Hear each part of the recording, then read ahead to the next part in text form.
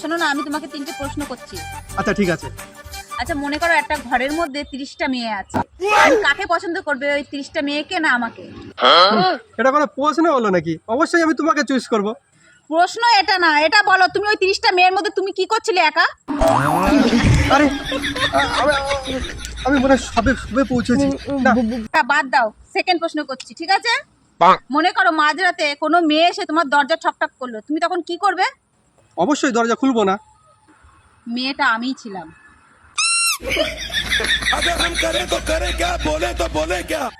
আচ্ছা এবারে 3 নম্বর প্রশ্ন, ঠিক আছে? ধরো একদিকে তোমার ফেভারিট জিনিস, একদিকে আমি, তুমি কাকে নেবে? আরে এটা কোনো কথা হলো? অবশ্যই আমি তোমাকে চুজ করব। বাহ বাহ, একদম সঠিক উত্তর দিয়েছো। তার মানে আমি তোমার ফেভারিট না। ये भगवान क्या जुलुम है।